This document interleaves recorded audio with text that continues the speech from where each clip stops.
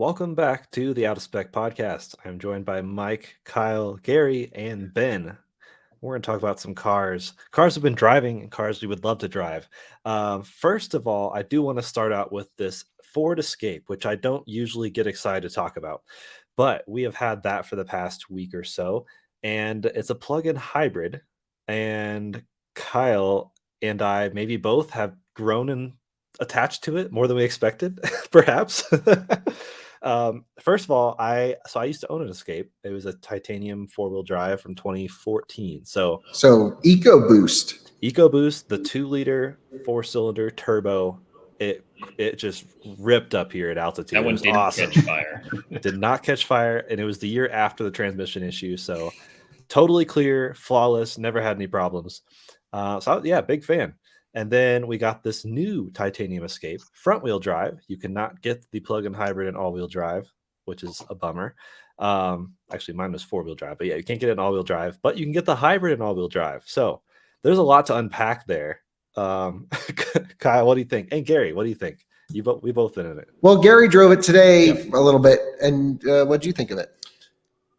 It's fine. I'm not a fan of. We haven't said what Big review. It's a 2021 media car we're reviewing this week. Yep. Not just some random Escape we found on the side of the road. That would have been more fun. Yes. I think I'm sort of biased against it because I don't like small SUVs in general, right? So I don't know. Yeah, but that's what people are buying. Yeah, that's the thing. It's like Makes money. if you want this segment, then you just pick one of 4 to 6 cars in a few different iterations, and there you go. Yeah, but the if you want a special hybrid, thing then you is get one or two. Yeah, so the special thing is the plug-in system here because that's really. Go ahead, Mike. I was going to say, what I want to know, Kyle, I don't know if you've already thought we're going to go there, but how does it compare to like a RAV4 Prime? Wow, you read my mind. Kind of are competitors. So I actually tried to get a RAV4 Prime this week, but it was booked up. And they're in high demand, not only in the retail market, but also in the media market, apparently. It's being used for some Toyota something or other. I don't know. But we have one here in Denver, so I was like, let's just grab it. And, it was booked solid. So, okay, so Escape plug-in hybrid. Let's go through everything. The one that we're reviewing is a titanium maxed out through the roof. It's $43,000, right, Jordan? Something like that. Yep. But gets $6,500 federal tax credit because it has a 14 kilowatt hour battery pack. So it's not quite big enough for the full $7,500, but it makes it $1,000 cheaper than the hybrid after everything's said and done. So if someone walked up to you and said, hey, your overall cost on this vehicle is going to be $1,000 less, you can actually drive it on electric. You get more power, about 21 more horsepower, and overall, it's not going to impact your driving. Well, why wouldn't you do that? Well, I think there's a couple reasons we've learned. First is all-wheel drive, only available on standard combustion or hybrid models, so no plug-in all-wheel drive, which I think is a real shame. Secondly, would be sort of the complexity of living and owning a plug-in hybrid. And I think this comes down to your personal use case of the vehicle, how nerdy you are. The way I think about the plug-in hybrids are, if you don't care about cars, if you don't want to think about what you're driving, but you want to be a little bit greener and kinder to the environment, and you just know you're going to plug the thing in no matter what you do at night, every night, perfect car, because it will, even in normal mode, give you most acceleration in electric mode, then switch to combustion if you go hard throttle, things like this. But if you're any one of us who want to have maximum electric driving or maximum control over when should the combustion engine charge the electric system, things like this, the car tries to do what it thinks is best. For example, in cold weather, if you're even preconditioning it when it's plugged into a level 2 charger, it will turn on the combustion engine. So I precondition the car, it's plugged in, and then I can hear it start up. And I'm like, well, that seems odd. Just like run the electric heater max, and like I know the car is plugged in, it's not going to be as good as if the combustion engine was on. Same thing if you're driving it in cold weather. If you have the heater on high after a period of time and the cabin's not warming up quick enough, it will kick on the combustion engine even though I've locked the car in electric only mode. Then when I go to hold the car's state of charge, it cannot hold it above 90%, even though it says it'll hold it at 95 max. It just can't charge the battery up at high state of charge. And if you try and charge it from the combustion engine, it won't charge it up past 78%. So there's so many weird little oddities with this thing. And so the first half of the loan of this week, I was like, this is infuriating. Like, let me just do what I want to do. Then I got all my testing done. Jordan did 40 miles of range in the city, 39 point something, which is amazing. That's RAV4 Prime numbers right there. That's impressive. I took it on the highway for an EV range. It was 27 miles, and that's really good too. Yeah. So then I just kind of like started just driving it normally. I'm like, oh, I kind of got everything I needed to do done. I'm just commuting with it, charging at work. Haven't even plugged it in at home because the Tesla chargers don't work with it for some reason. There's an interfacing issue with the adapter. Normally I charge, J1 772 cars with the Tesla charger with my Tesla tap adapter. Doesn't work on this particular one. Works on the Smart, works on all the other cars. So that's a weird thing. But then it's been great because I just haven't worried about it. I left it in electric mode. It hasn't been as cold, and it's been truly fantastic. So I think if you live in a moderate climate most of the time, and you want serious electric range and great acceleration in electric mode, over 120 kilowatt output in electric mode, closer to 140. Really, really good, I think. Yeah, and that's the point, I think, it's a car meant to be driven without thinking about it, which is somewhat ironic because I feel like plug-in hybrids require a bit more thought, but it shouldn't be the thought that stresses anyone out. It's just like, oh, I need to charge, and they think about where to go to charge. And I've driven, when I had the Jeep Wrangler 4xe, I was like, I want to go work at a brewery. And instead of just picking a random brewery, I looked at PlugShare and found breweries with J1772 nearby. And then I went and plugged it in because I was like, I want to plug it in. It's great. So maybe that's what it's meant to be. But yeah, good car. And the highway range or the highway MPG loop I did 34 miles per gallon. So fantastic That's great considering we start the MPG loops with the battery completely dead. Yes. So that's what it gets on the highway with a lugging around a dead battery and motor.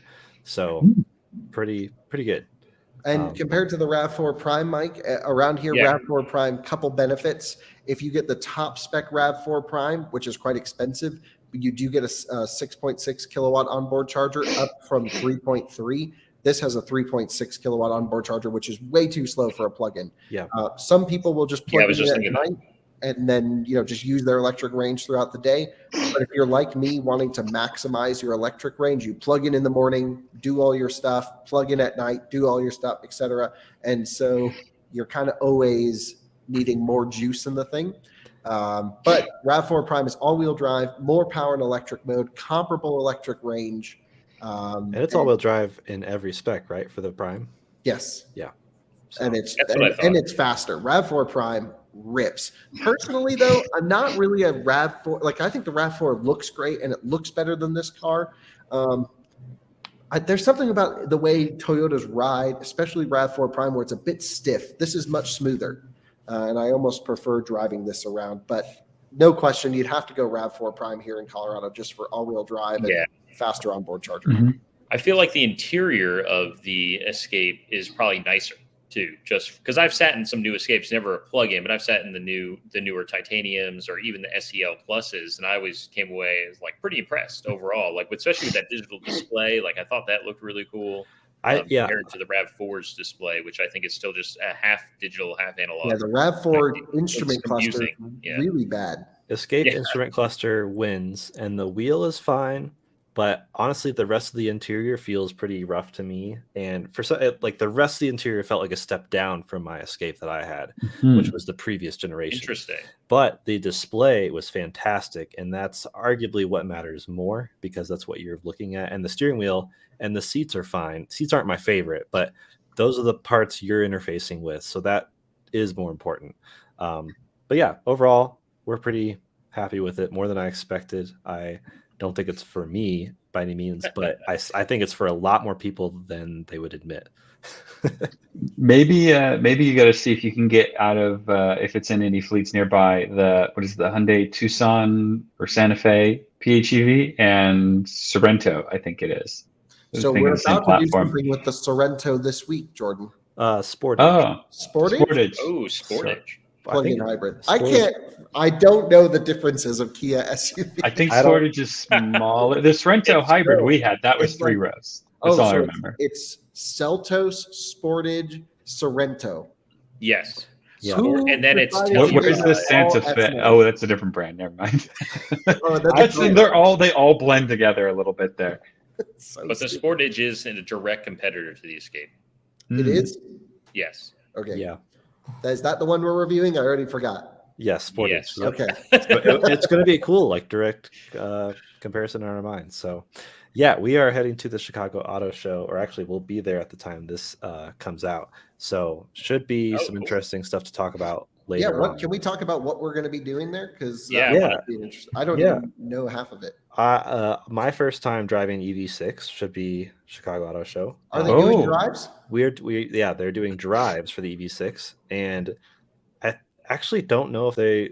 So what's annoying is they advertise driving for the Sportage plug-in hybrid, but then in the email they said it was going to be on stage. So we'll do a walk around regardless. But EV6 drive, and then we saw the F-150 Lightning and F-100 Illuminator at LA Auto Show, and we drove in the F-150 Lightning on their little indoor track. But this time they're allowing us to drive the F-100 Illuminator concept with the electric crate engine, which I am beyond excited about.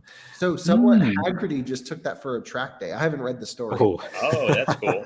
Yeah, I thought that was cool. Yes, they're finally letting more people, I think, interact with it. That's cool. Maybe it's already proven itself. But yeah, it's basically, I need to do a bit more research on the actual EV crate motor, but it's essentially a Mustang Mach-E performance GT performance motor and some size of battery pack. I don't remember what the size was, but should be pretty cool and capable to be put in all sorts of things. They just used an old F100 just as an example. Of course, it's been pretty modernized. The interior is like pretty Mach-E with the same screen and stuff, but we've seen that at like every event they've brought it to. Yeah, we saw that in Sonoma and then LA Auto Show and then CES and now it's a big talking point. Yeah, we're just following it around the country, really. We only go where the F100 Yeah. And I'm very excited. We're going to do a full walk around of the Bronco Raptor. So, cool. That'll be It's a long walk around it, I've been told. Yes, it should take a while. Are we going to see goats? Yeah, they should have the Bronco. What do they call it? They have some, they have a name for everything, but they have goats out in their outdoor Bronco exhibit. So you can talk about goat modes while looking at real goats. So, yeah, great, right? And wait, Ford just fixed goat mode, didn't they? Yes, it used to stand for goes over any type of terrain, which was so dumb. Which doesn't spell goat properly, and they fixed it. Goes over anything. It's goes over any terrain now. But it used to be goes over any type. Yeah, they took out the type because they realized goat only has one T. Someone was like, wait a second. They played Wordle enough and realized you can't have double letters. Yeah, exactly. So, and probably much more, Rolls-Royce will be there, Lamborghini. I don't know how much we'll get. It's like a day and a half. We got to like scramble. But that's our fault for just cutting the trip short. But no, it only goes. The media day ends at 2 on Friday, apparently. Wow. So, yeah, we got a lot to do. We're there for the whole. So, you've mentioned everything Ford related. By the way, we're not sponsored by Ford. You wouldn't know it. And then I mentioned Kia. I mentioned Kia. And what else is at the show though? We're going to see Hummer EV, Silverado EV. Okay, that's interesting. The Silverado. Yeah, I'm excited to see that in person, and the Hummer. I haven't seen either in person. It's so big. Yeah, very big. I know Ben's seen it. It is. Have we? I don't know if we even talked about this really. I know it got tweeted, but I think I was doing Hummer EV stuff before we started our podcast. Yeah. Oh yeah. So I saw it next to a 2021 Denali Yukon, and it was not the long wheelbase, but still, it made it look so small, and it looks big when it goes down the road too. I mean, it's got some ground clearance, huge chunky tires, thick battery pack. Yeah, it's like 12 inches thick. It's crazy. Well, it looks more like a golf cart battery pack because I just don't think it looks good. What do you think? I don't think it looks good. I think I love everything but the pickup truck part of it. I think I think there's been some video and photo of the like non-truck version, the SUV one, whatever they're calling that. Yeah. I think that one fits it proportionally more because the truck just gets so big. It has so much rear 1/3 of it. Well, the problem is they're doing the first drive in Arizona, presumably off-road, which is where no one will ever take it. It should just go from a tour of Miami CrossFit locations. That's a proper first drive tour. We want to put it through its real paces. Right. Crab walk through Miami, gold chains required. The real question is how well are you going to be able to tailgate people with it at 95 on Houston's highway? Yeah. No, you That's don't have to worry really- about tailgating. Ben, you drive through them. That's why you bought a Hummer. Right. Yeah, you go over it. Thing doesn't need any brakes. Yeah.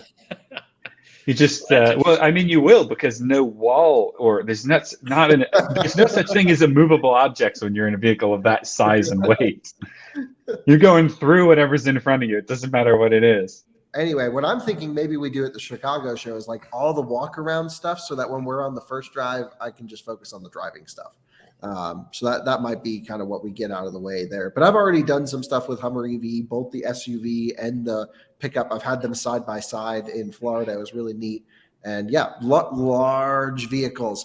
Interesting. Jordan, do you know if the Cadillac Lyriq is going to be there? Because we've had so many people asking us about the Lyriq recently. It's not on the list, which means it could make a surprise appearance, but it's not on the list. I was going to ask if there's any like big unveils that we're expecting. Ford. Not to bring it usually back in to Chicago, unfortunately. Not to bring it back like to the Ford. Lyriq would be cool. Like that's what I'm waiting for because we've heard about it for a couple of years now and still haven't really heard much or Ford? seen it. Was Rivian going to be there?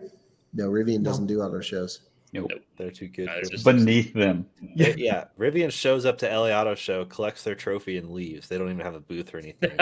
They're going to go to the LA Rock Climbing Expo 2022. Right. So they'll do that kind of stuff, which I think is right because anyone going to an auto show already knows about Rivian. Yep. What do you think Or, is like the headline for this Chicago Auto Show? You know, It's a room where they put a lot of cars and a lot of people. America. Yeah. All the American companies go. It's And it's going to American be cars. cold because it's in Chicago. Yeah, well, i4 and iX will be there, but we've already done everything we can with them. So no need Yeah. to do anything. Hyundai will probably be there. Yep. BMW's i4.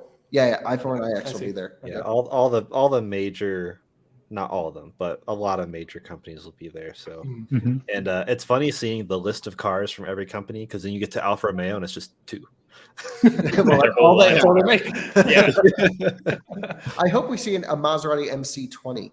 It's not on the list, but I don't expect that in Chicago. yeah. Yeah, Chicago's, I don't know. I've never been to Chicago Auto Show. Gary, you have, but I can't imagine it's like a New York or LA. Although Probably. some people say it's a big show, so we'll see. Well, they all It's used the to be. biggest auto show I've ever been to. It's the only auto show I've ever been to. A lot to compare it to there. Oh, it'll be Yeah. interesting. I Yeah. think it is legit. Like I think it'll be a It big, is. big show. Yeah. Yeah. Go ahead. I was going to say the real best part of auto shows is Kyle. We went. I think it was Charlotte years ago. Do you remember Oh, Do you remember the carpet in the Lexus booth? That's the best part of every It's auto such show. a deep carpet. It's You women. physically can't walk quickly through it. It slows It's such you a down. deep pile. It slows you down. You have to So they do that. I hope they still do that. That was really funny. I just remember seeing it. I thought a car had flat tires because it was on, maybe 35 or 40 profile tires, and they were just that far sunk into the carpet. They did it in LA this year, and so Oh yeah, probably the same booth going around. I wonder if Subaru is bringing their insane set. They are. their setup's amazing. Subaru's bringing the exact same set. Ford Although we is- emailed Subaru to be like, "Hey, can we see the Solterra?" And they're like, "Yeah, it'll be there," and that's it. Sure, you could see it with everyone else. Yeah. Yeah. So that'll be Solterra. Wasn't that an odd BZ4X. response, Jordan, that we got today from Subaru? Yeah, very. It'll be unhelpful. there. But I don't know. I'm hoping personally to do more with Subaru, partially because we live in Colorado, which is just They don't have flowing. cars here. Well, they might bring them for you for us. Who Yeah, knows? they do. They bring them from Arizona to like a parking lot in Denver, and then they fly someone up to bring the car to your house. Perfect. Yeah. So- Efficient. or we could just save them the trouble and review it anywhere else. Yeah, Do they have them so- near Raleigh? Do they have any Nope, in they Charlotte? don't have them in there. Perhaps in Atlanta, though. Yeah. Yeah. So I drove something recently. Oh, do tell. Really? Yeah. Rear- I drove the Ioniq 5. I drove a base one, rear-wheel drive Nice. with SE. SE. Yeah, SE trim. And it is so good. Cloth seat. Honestly, cloth seats. Steering wheel still felt really nice. The leather on that was still good. The seats felt really nice too, Is it actually. Same wheel. I think so. I Is it mean, the same screens. You don't get smaller screens or anything like that. no, seems like it's the same screens to me. So why wouldn't you just get a base one? I mean, sunroof. Well, that's only on and- the Max. It's So like yeah. Yeah, I know that's the Base- issue. The limited is it's. I mean, I guess it's not that big a spread. What is it? 40, 43, 50, It's something like that. it's like 43 Or 43, 44 for an 47, 50, I think. And SEL is 47, at least advertised. Yeah. yeah, but And dealers have limited like is 55 for so all-wheel like drive. if you know out of 10 cars, like 3 of them will be base, 7 of them will be limiteds. That doesn't add up. No, you're doing it the wrong way. 7 of them will be SELs, and then you'll have 1 limited. It's like 10% of cars are limiteds. I Yeah. think there are even fewer SELs than that. Like when I was there, they had probably 30 or 40 cars that just dropped off the truck.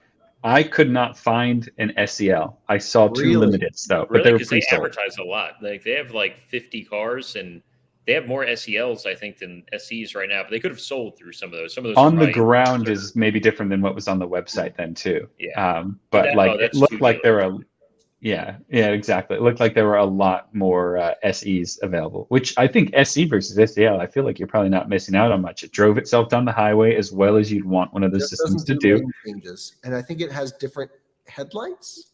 Yep. Yes, and it gets fog lights on the base because the SEL gets some projection beam lights, which I guess are good enough to not need fog lights or Do you whatever still get the the reason. pixels though? On the SEL, you get the pixels all up on the back. Yeah, but what about the SE? The SE just has it on the brake light areas, and then that middle of the bar is just blank. It's fine. I think you need the No pixels. light bar, Haven't though. seen them. It looks cooler. So Once I saw all the details, it made me go, well, it's worth the money just because of the details. But So what do you it's think of the really car? not in the real world. I actually thought it was great. It rode well. It was quiet. I appreciate the fact that they were coming on decent Michelin Latitude all-season tires, like a good quality tire, which makes a big difference in cars. Well, that's Hyundai chassis engineers. They're insane. Yeah, they must have really picked some good stuff there for it. And the rear-wheel drive performance, as far as acceleration is concerned, it feels much quicker and much more immediate than the numbers on paper suggest. So Like it's I not actually a rear-wheel drive ID.4.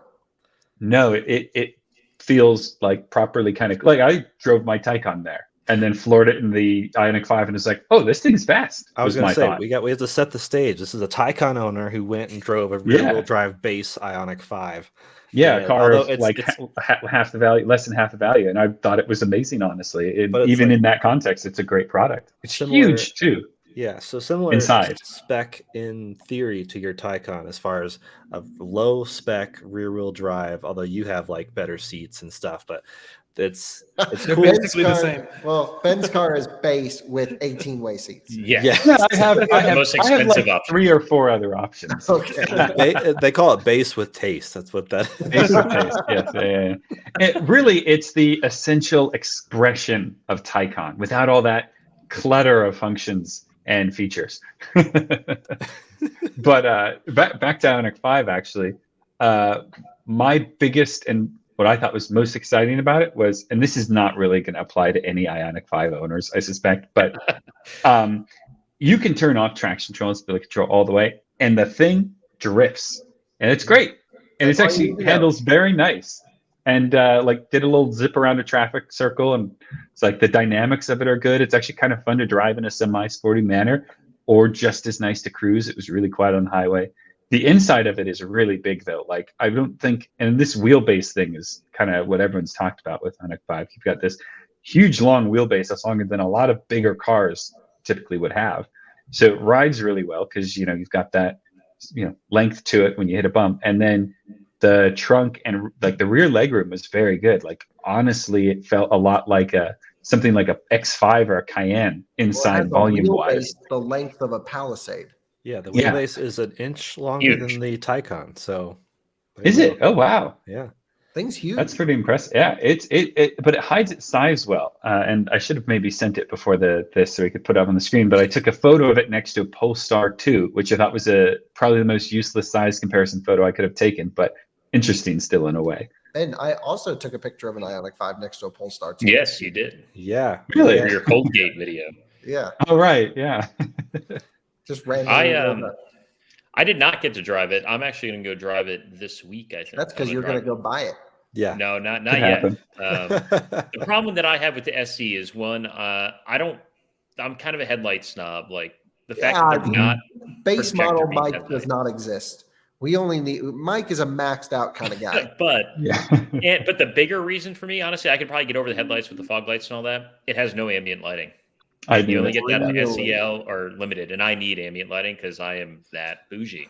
So we got Ben with the base with taste, and then Mike with the sweet elite. That's what I'm. Yes, that's my cheesy rhyming for the day.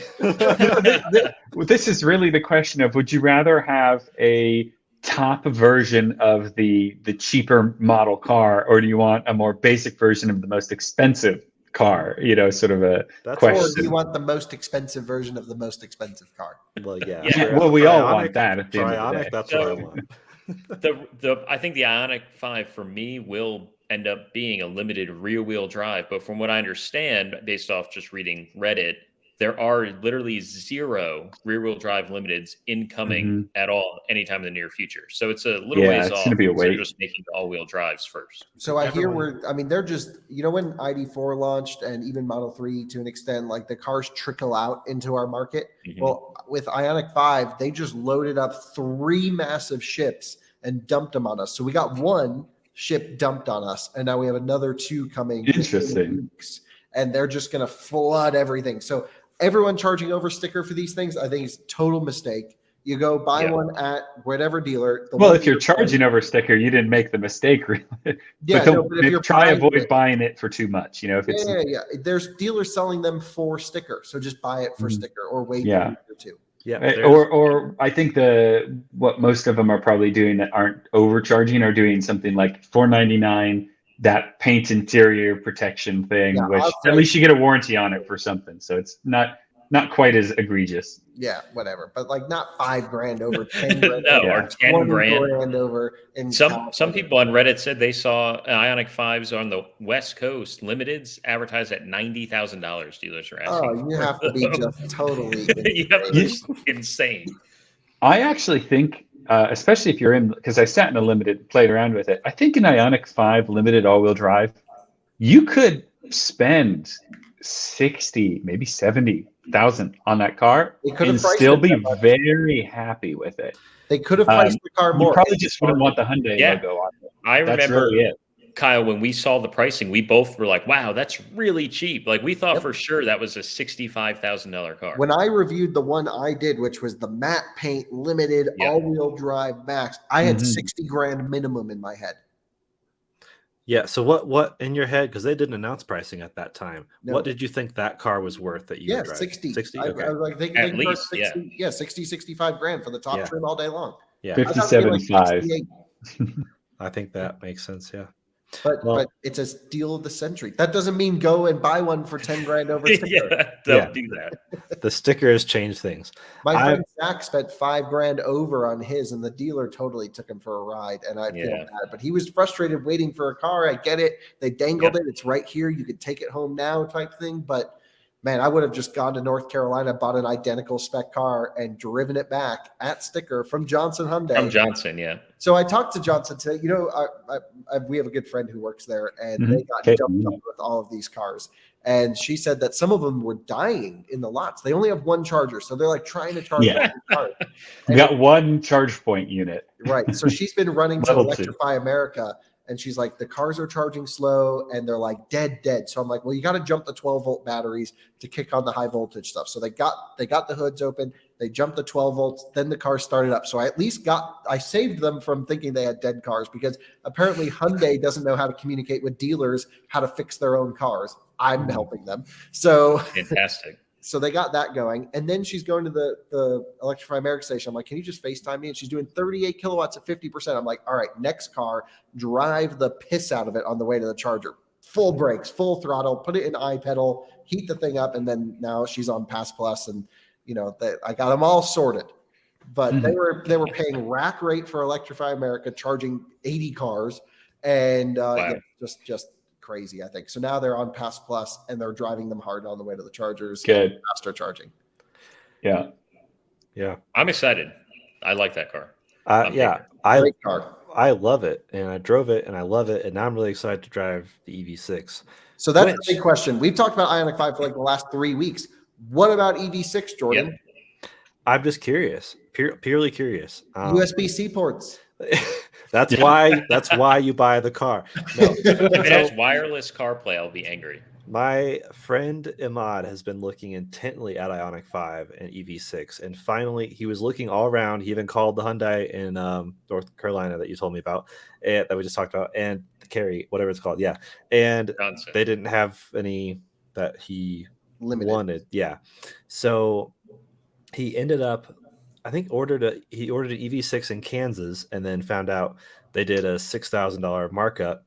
So he canceled that. And then he found one in Green Bay that has everything in contract, 0 markup.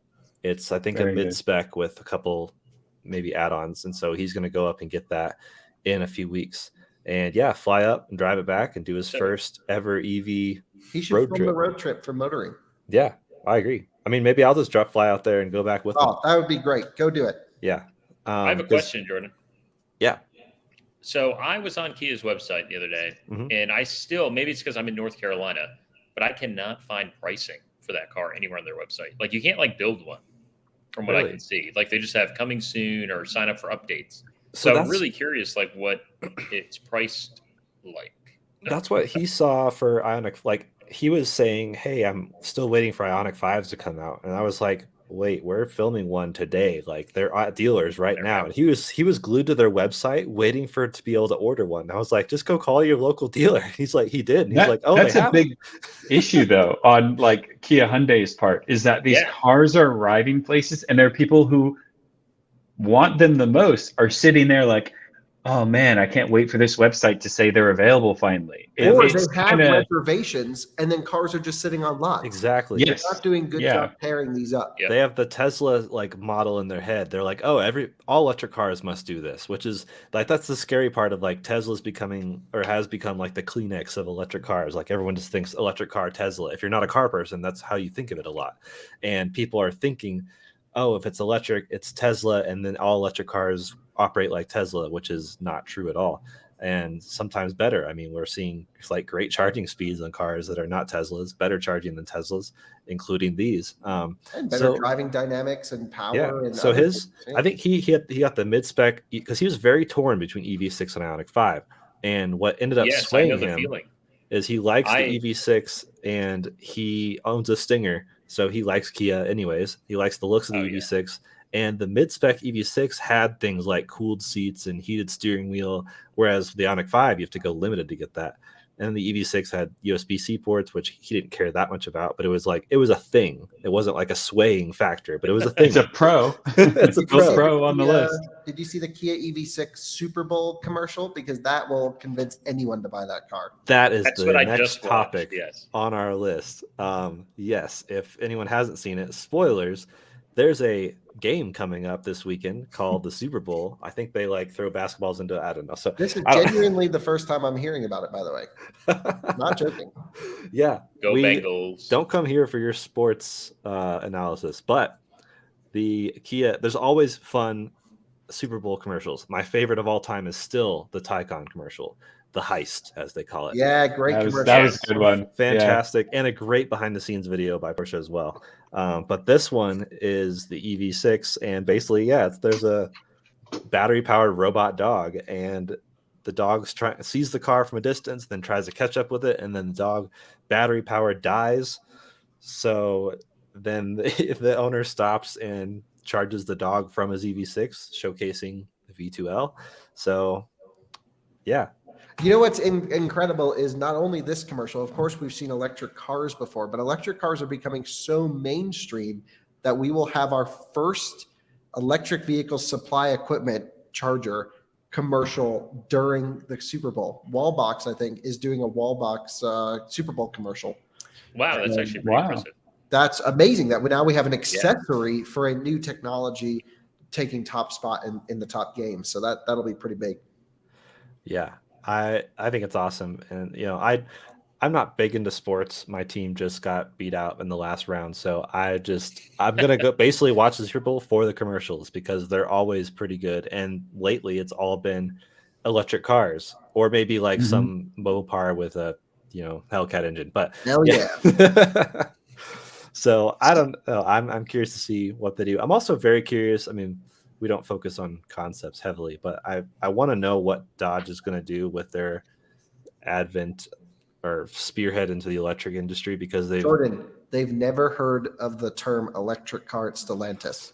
they're like, wait, you mean that 12-volt battery that fires up the Not car? sure what's We got electric windows, electric seats. I don't know what more they We've want. been electric for the last decades.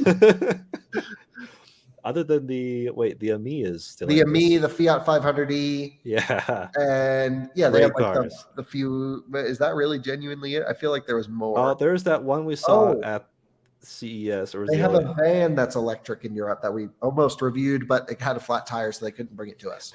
a van. They were like, no one's ever asked for this. It's been sitting there for 2 years. The battery.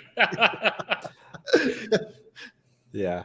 Wait, is Citroen part of them now? Stellantis? Who is No. it? That's PSA. I don't even know. That's PSA. Okay, I don't know. Maybe not. Yeah. I don't no, even know Brent- anymore. Wait, I thought Citroen was. That Citroen was Yeah. at the. Oh well, at then the yeah. E208 or whatever. Then Yeah. they've got some The EVs. wagon It thing. is. Yeah, with Yeah. hatch. Yeah. You've driven EV6, right, Kyle? Yeah. Do you remember enough to compare that to Ioniq 5? I Here's feel like the it's sort of a problem. sportier version of it in a sense, It's but it's very different styling wise as well. yeah, but Ben, this is the problem. The EV6 I drove was a European spec prototype. And I got to do everything with it. I sat at max speed for like 4 hours on the Autobahn, charged it, ripped it around, drifted it, did everything you could do with it. The problem is I don't know what they've changed for the US spec suspension side. So drivetrain, battery pack, interior is unchanged, but the suspension tuning is different. And from what I hear is it's probably pretty similar to what I drove for all-wheel drive, but it sounds like rear-wheel drive, based off of initial reports from other journalists, is really sloppy. And I think journalists are getting mixed up with how to evaluate how to drive a car. I can't imagine it's that sloppy. I just think it's softer, which is not a bad thing, because Ioniq 5 is soft but carries its weight really well. Mhm. So I think they're getting soft and sloppy mixed up. I think there's this journalistic war on body roll for whatever reason. I don't know and why. there's nothing wrong with it. Fast. Yeah, I think there's like it's got a little roll in the corners, and they're talking about something like a Cadillac Escalade where that doesn't really matter. Yeah, you know, I just don't know how many journalists are real keen. And I'm not saying I'm the best driver. I'm not an instrumented driver, which means I can't go out there and tell you differences in tread patterns and 1 PSI difference in a tire. I can feel some of it, but I can't articulate everything when it comes down to like engineering driving, which is a whole nother level. But when it comes to vehicle evaluation driving, I just think most journalists just drive the car normally and they floor it in a straight line. And if it's fast, it's good. And if it's slow, it's not. Bad. But yeah. that's just how I think they evaluate. I don't know. Which is sad because Everyone, ID.4 is not that fast in a straight line, but in the corners, ripping it in a canyon. It's but great. this is where it proved to me with ID.4 was when journalists were like, the ID.4 is not a good handling car. And that's totally inaccurate. The ID.4 handles really well. It's very neutrally balanced. You can get the back out under throttle. It's wonderful. It's soft, and soft is not bad. It's great, actually. It's a very fun car to ride around in because you And don't get Ben, beat up. Wouldn't you say that an Ioniq 5 and an ID.4 are very similar driving profiles? Yeah. To me, I felt Ioniq 5 was actually. So let me explain it this way. I think the Ioniq 5 was a little more fun because you felt when you were going around a corner, you felt the weight of it moving it, but it was, like you said, very well controlled. And you can turn traction control off. And you can turn traction control off. Which you can't. In the, what was it? Yeah, so in the ID.4, it kind of reminded me of driving i3 a little bit. Yep. You know, it almost feels like it's on I mean, I think it is skinnier tires, but it kind of gives that, it feels a little narrower and taller and it's in the way it handles, which isn't a problem at all. I think for the normal driver of that car, it just hits this really good, I mean, like Volkswagen Golf. Have you It just driven an ticks all the all-wheel boxes so drive well. ID.4? I have not, no. Oh, big I difference. don't think I would even care about it. No, Like big I would difference. just, unless I needed it for traction. Yeah, but all-wheel drive gives you, yes, a higher ride height, but way stiffer springs and totally reworked sway bars that are much thicker, and it actually like shreds. Oh, Yeah, that I could see that. I could see that being a better handling thing. Yeah, ID.4 all-wheel drive versus Ioniq 5 all-wheel drive. I drove them back to back. It's like the way I would write this down on paper is the same. I mean, this is just handling. The braking and acceleration profiles are different, things like that. Well, great segue because ID.4 is the next topic because there is announcements for the 2022 changes. Oh, which it is no longer sub $40,000. They raised the price to $5 more. Or oh wait, no, it was $5 less than 40. Now it's $765. but it was never actually under 40 because that was before the $1,200 destination. Yeah, fee. yeah. So now it's over 40, and then also so they basically raised it just a little bit, like 2% or so. And let's see, a bit more charging speed, 135 versus 125 is the Okay, peak. this is aggravating because I tested the mid-spec battery on the ID.3, which was 62 kilowatt hours versus 77 usable, and that did 135 kilowatts peak speeds. So why is it that the bigger pack isn't charging faster? It must be a wiring, cooling, or something limitation along there. This should be doing 175 kilowatts minimum.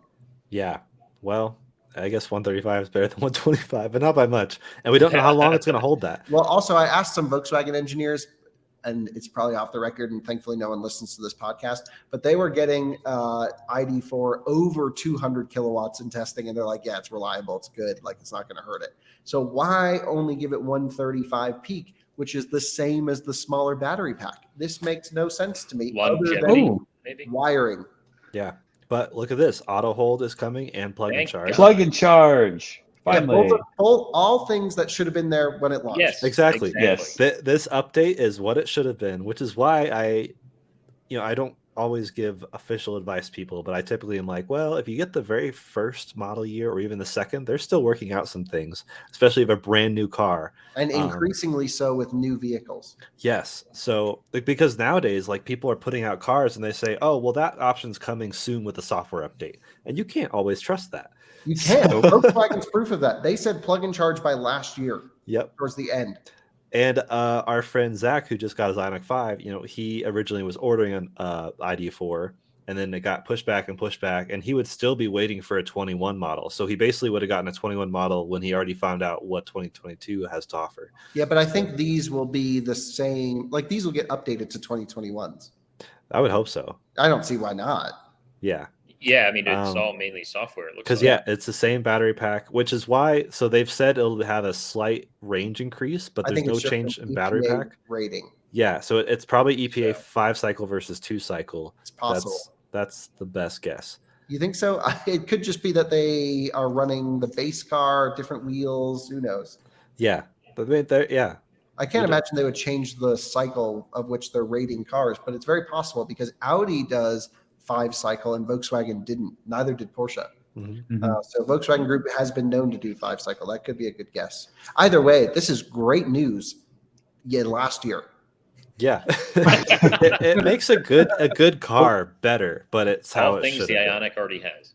It's also kind of. I think what's also happening is we're getting the 22 model year pretty late because we're in 22 now, and But I think, not have. I think maybe they were wanting to do this 8 months ago or something. So they were, but Ioniq 5 still doesn't have plug-in charge. Oh, I thought it did. Nope. Oh, it's coming. Never mind. Same thing. And but is EV6 the same thing? No plug-in charge yet for that either. And okay, so Ioniq 5 has the 2 years of sessions from Electro America. What does EV6 have? No idea. They had no announcement, but I imagine it would be the same. That would be the make or break. That would be a big deal. Oh yeah, that's a huge deal.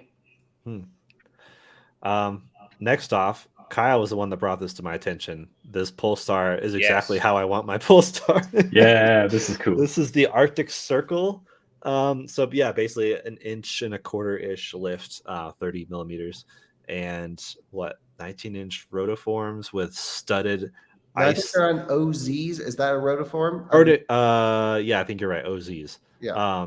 And studded ice tires. They don't say which tires, but it's Polestar. I would hope they'd be Nokian, maybe. I don't know. Yeah, it's probably on Nokian studded tires. Probably the same ones we run on the Tesla. Yeah, but it's just, oh my gosh, That's a good look. the rally lights on the front. And that guy driving is awesome. Coolest dude. Oh, you met him? I know, but I have spoken with him, and I can't pronounce his Videos. name.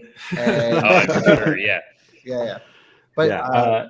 I can't believe that this car looks so good lifted, because I felt like my first thought when I saw Polestar 2 was like, man, it's cool, but I just wish it wasn't kind of lifted to be a pseudo SUV. And now they lifted it more, and I like it. Because it's on There's this snow. like uncanny valley of lifts for a vehicle. It's like if it's low, it looks good. If it's a little high, it's not right. But if it's really high, it's great. So why is it so hard to just ask for all of this on XC40 Recharge? That's it's just that goes into my custom XC40 Polestar 2. Okay, for Jordan, we've come up with the perfect XC40 Recharge, and it requires buying 3 vehicles. It requires buying a combustion T5 XC40 non-R design with the light color seats. You slap those into XC40 Recharge, which is only available with dark seats. Why? I don't know. It's such a pleasant vehicle. Give it light colored seats. Then you need to buy a Polestar 2 performance pack with the new software and just swap the drivetrain into the XC40. Okay. Oh, but also an XC90. So why not just get the Polestar? I don't want the Polestar looks. I want the XC40 look. So a sage green XC40 with the white interior from a T5 XC40 with the performance pack from a Polestar 2 with the Bowers and Wilkins from an XC90. Yeah, the problem is you can't even you're buying an XC40 for 60 grand. You can't even tick the Bowers and Wilkins. And the 90 chassis cars always have a better B&W system than the 60 chassis cars. Yep. And their Harman Kardon system actually is really, really good too. It is good, but it's not great in the XC40. Yeah. No, I meant in the 90 series. 90 class. My V90 was great. You had the HK in your V90, right? Yeah, the HK was awesome. I had no issues with that at all. Yeah, but I don't think it sounded far off Bowers of and the Wilkins. B&W in the V60, actually. I thought the two felt relatively closer than the price would have suggested. You know what the thing is when you have the Bowers and Wilkins? It's when someone looks over and they see the thing on the dash. Yes. I look I check every time. Do they have the little bubble on the dash? Yeah. I'm like, if they don't, cheap bastards. I judge it even more than when I see a Porsche with or without Sport Chrono. It's more like, oh, does that Volvo have good audio? No. They don't know what they're missing. Audio, instant loser. Yeah. So question, I'm going to pose a question here after just looking at the Polestar 2. Would you get a Polestar 2 or an Ioniq 5? This is what I've been struggling with. Because I'm struggling with that as well, actually. Yeah. So Well, Polestar 2 leases out nicely, as it turns out. Yeah, they're like $499 for a performance. Yeah, they're pretty a couple inexpensive. grand down, which is a great value. Here's the thing. Ioniq 5, no question, is Charges. a better engineered car from a battery pack, motor, thermal, everything perspective. Maybe not thermal under load, actually. Polestar 2 can keep itself cool surprisingly well. Polestar 2 is inferior in all of the ways I care about a car, which is charging speed, integration with apps, everything. But it's kind of the one I want because it's cool. I know. That's what we were talking about. And I think I think inside of the Polestar is going to feel like a more premium product. It's got by those a bit. materials. Everything. Yeah. You get the Polestar thing in the roof. But like, I agree. I care a lot about battery tech, even though it really on a daily basis has very little to do with anything. But also the screen of Polestar. I think that whole Google Auto thing is really cool. And I'm a big fan of that. Ioniq 5 to me that while it is still an expensive car, and I think they have all of the features of a luxury car, it doesn't have this solidity or this cocoon feeling of wonderful materials and wonderful smells that when you get in a Polestar 2, especially with the old man Napa leather, you're like, oh, this is nice. Yeah, It's the je ne sais quoi. We need that, whatever that undescribable thing, and if that's too fancy of a word to have in a Hyundai, that's all it is. Polestar 2 arguably is still missing a bit. It's like I want to love the Polestar 2, but there's something that's mid about it. You know, this whole TikTok mid trend. There is it has the mid audio, like give me Bowers and Wilkins. It has okay power, but let me drift it. Don't give me equal motor outputs. With the new software, though, this should change. And so I think for me, the drivetrain was always a little bit underwhelming because it was fast in a straight line, but you could never power on oversteer. Just impossible. Now with the new update, that might change it, and that might throw it over the edge of special enough. But yeah, there was something missing in that thing. Now, if Volvo will just take that whole technology drivetrain suite and plop it into a wagon, done. So they will. Done. I spoke to the engineers at Volvo when I was over there with them in Europe, and they are going to make a V90 wagon, but it will not come to the US. No, it won't come here though. So what's the Well, I maybe guess we're we're all moving to cross-country Europe. EV. Yeah, I we would move move the cross company. country. You Yeah, know, V90 here's what we looked at. do. That'd be good. We're going to have There's an great office tax in Munich. benefits in Europe. We buy it there, and then we Ship just it here. bring it here for a year. Then we just, I don't know, jump it over the sea for a day, and then bring it back. Yep. Yeah. Problem solved. I wonder if we could actually import cars under engineering work because we're technically evaluating them. That would be interesting. Like that Yeah, guy who daily drives a Neo in California. I have a long list That of would be a cars loophole. to engineer test. We should look into that because if we Yeah. can, and we are actually doing work with them, that could be an interesting workaround. Game changer. I know Um, someone who works in this industry. I'll start asking. Yeah. Start asking I around. like that idea. 2-second deviation. This is the Bowers and Wilkins I would like in my parents' personal living home. room. Yeah, that's what I was gonna say. This is the 600 series, which actually the prior gen 600 series sounded better. But yeah, for the home theater enthusiasts out there. I imagine Anyways, it's cheap. my ideal car might be this one, the Land Rover Oh, Defender yes. 110 with Tesla power. Neat. Speaking of one-offs, just like that Polestar 2, this one is just I guess a proof of concept with actually they did two of them. Sorry. A Florida-based company did 2 Land Rover Defender 110s with electric power from Tesla drivetrains. So Was it 500 grand? I don't know. Yeah, no if- price list. There's no price. If you have to ask, you can't afford it. Look at that. But that gotta be a Oh, top I've 300. said wood floors need to be This a might be thing in nice $700,000. vehicles. Hardwood floors. I've been Hardwood saying it. floors. It looks so good. It looks so nice. even the wheels are custom and it's on air suspension. You have a picture of that interior? What's going on with the infotainment system stuff? on this? Yeah, is that a Tesla-ish style? That's what I'm curious about too. I was seeing that Yeah. same Getting thing. busy around here. 15 photos. Here we go. Wow, look at that. Oh, just like a normal Defender, it is a cramped and uncomfortable interior. I was about to say, Oh, have you you missed ever it. driven one of these, Jordan? They The suck. ergonomics are not great, but I love them still. It's Wow, like a it's a blatantly. Mercedes tablet Yeah. on the Grand dash. Island Model 3. Okay, see, I don't like this. I want nothing to do with this. What I want is the rattiest, rustiest, totally destroyed Defender 110, and then just slap an electric drivetrain in that. That's And a just sleeper. That's a real sleeper right there. Well, Defenders are not meant to be nice. They're meant to be beaten up and work on the farm and they're work vehicles, and they Yeah. suck to drive, and that's part of their chart.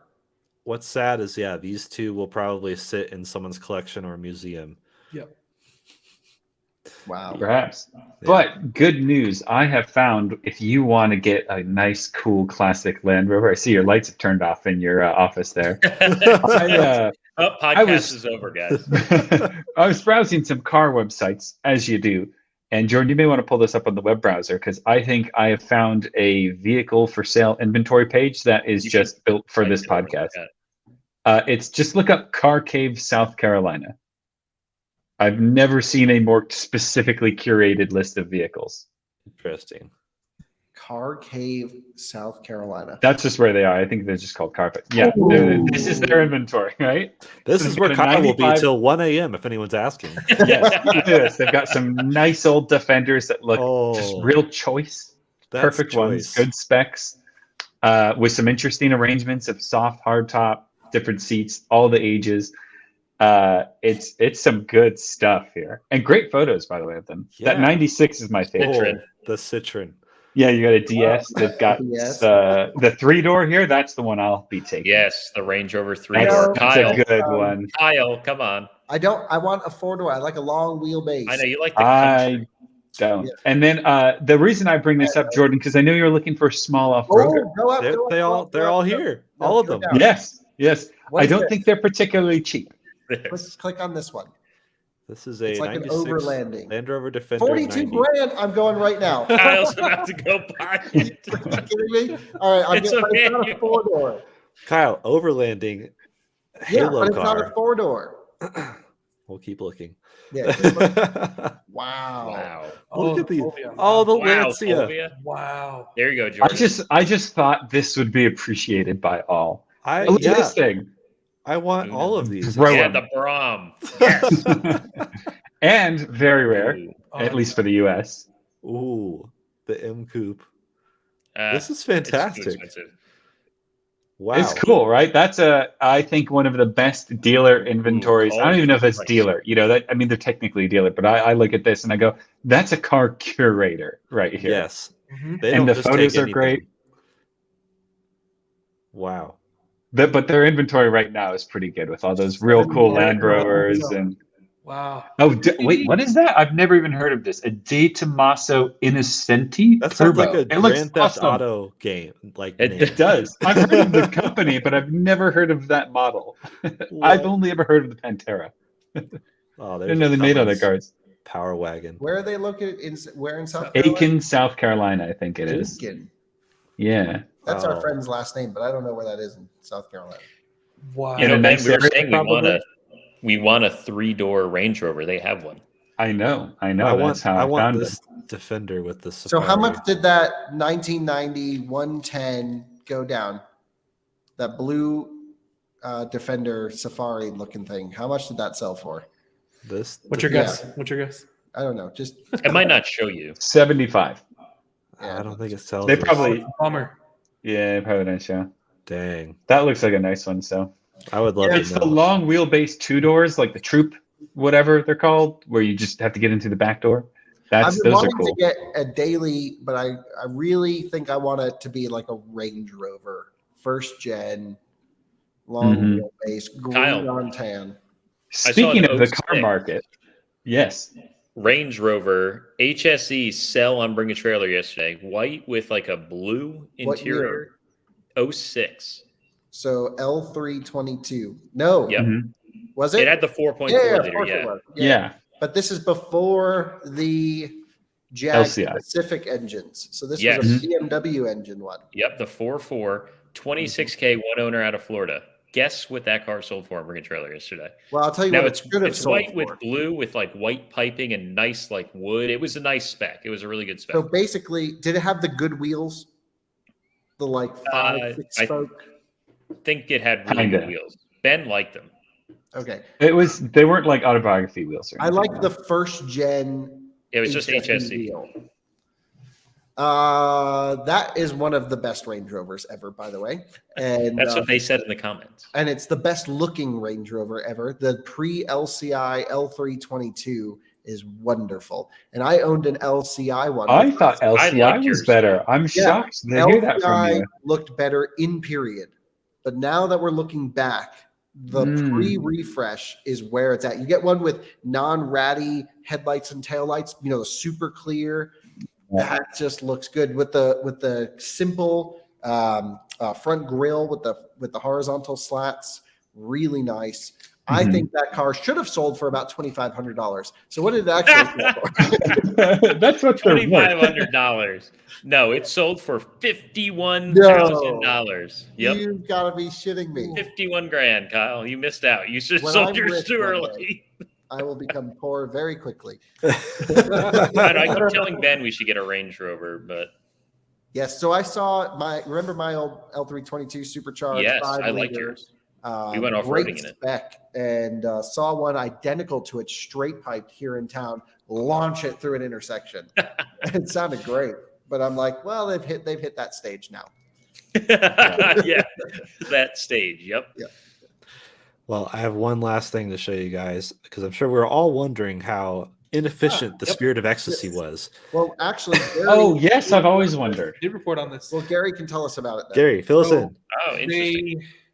For the new EV, right? They want to go ahead and make sure that The silver shadow or the silent shadow. the Spectre. That's what I read. Okay. But they want to make sure it's as efficient as possible.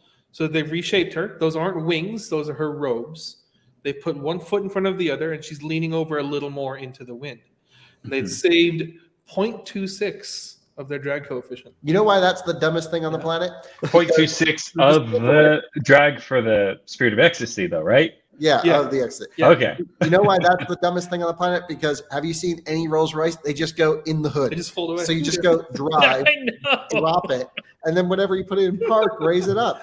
They Yeah, literally it should just be when you put the thing in eco range. range mode, it will fly. Yeah. It could just go Range down. mode, ecstasy, gone. Yeah. Thanks. It's It's the most about- Rolls-Royce thing ever. They should have kept the traditional one. I hate everything about this. It's about the appearance. A Rolls-Royce should never be It should focused be on traditional. efficiency. Yeah. That's Well, It's all about excess. Yeah. I think Extreme. we've been saying it It's very for a very long time. Why is the high-end market such as Rolls-Royce not adopted EV sooner? Because that group of people can stomach the cost. They do not care about their range or charging times because it is getting used in a very specific way, and it would be perfectly suitable to develop a product with that But I on will the say, high end. I drove a new refresh Ghost, and there is no closer to EV-like driving experience than that 6 3/4 liter twin turbo V12. it's so quiet and smooth when you're in the cabin. You can't And you even drove the tell. sporty one, Jordan. Yeah, the black Badge. black badge. Yeah, that was great. Which is against everything Rolls-Royce should ever stand for. Yeah, Exactly. Like, I get they have a rally heritage, but just rally a long wheelbase Phantom. that, Yeah. that would be so, Tax the rich style. and Is anything else that we've been doing? I guess a lot of Ioniq 5 stuff. My Tesla's Yes. totally broken. Still. Like, no, but like worse. Oh, Oh my god. yeah, well, I guess we could mention we went out to rescue it from Nebraska. remember. Although it did limp itself home, we got back to Fort Collins with 0% state of charge, and then still had a couple miles to go. So yeah, we Thing's been through a bit. did this you drive week. back or did you tow it back? No, drove it back. Wow. Mhm. but we had a Sprinter behind it with a trailer just in case. Just in case. Which we should have had the Good call. Tesla behind the Sprinter from the beginning. We Right, didn't but think we that only through. figured this out towards the end when I'm like, there is no way we're making this. We had to do 30 miles an hour the whole way in. That was It fun. was 7 degrees outside. I had Oh climate my control God. off, blankets on. Oh my god. It was brutal. Yep. Electric cars are so So stupid. what's wrong with it right now? To Just be overview, quick determined. So overview. basically, what happened was Alyssa was driving it in what's the name of the state she was in? Nebraska, the one next to us. And she was just cruising along. And she claims that the parking brake just locked on her. Car was skidding around. So she somehow safely avoided near death and pulled over to the side of the road. And it would not release the parking brake. And I don't think that has enough clamping force to lock the wheel. So I don't really know. But she claims she almost died, got the car on the shoulder, whatever. And then like all of the police are rolling up to like help her. And they're like, how do you even get this thing here? Is battery? Like what? And so anyway, she was like a half a mile away from like a little truck weigh station. So she drove it from the side of the road to the weigh station with the parking brake on. So she's like, I was just like hard throttle. She's like, the brake was just smoking and it smelled terrible. I'm like, I don't really care. Just get the thing off the road.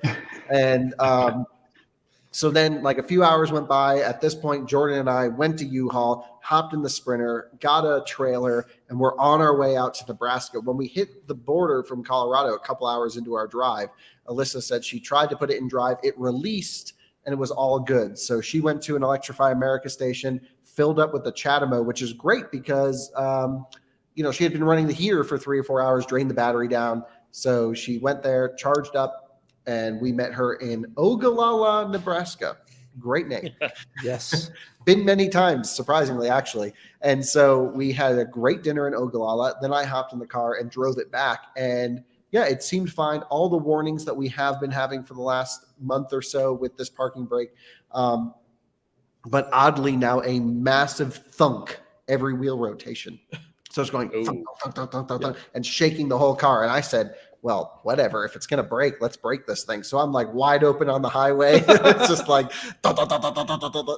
And what I think happened was she got the brake so hot and then the car stopped. It probably warped the rotor.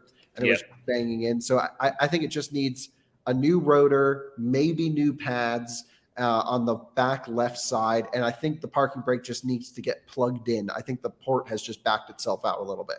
The electric motor for it. But the big question, though, is why would it kick on while she was driving with a loose connection? It shouldn't be sending a signal. So it might be more in depth than what we're thinking, but this is where my thoughts are now. Do you have Sentry mode footage?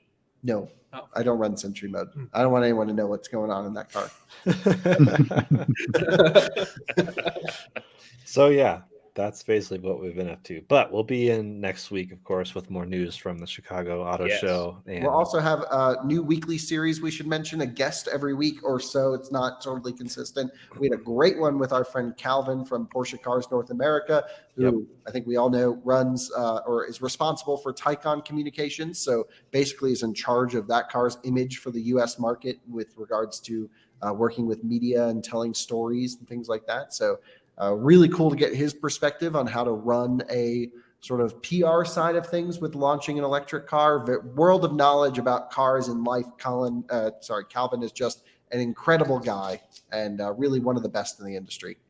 Yep, and we'll have Tom Maloney on soon from State of Charge, and we'll talk about more in depth with the Ioniq 5 charging on that podcast. Yeah, Tom, if you're tired of Ioniq 5 now, just skip the next episode. Exactly. Possibly be tired of that car. Come on. Yeah, right. It's still fresh, but yeah. Thanks for joining us this week, and we'll see you all very soon in another episode.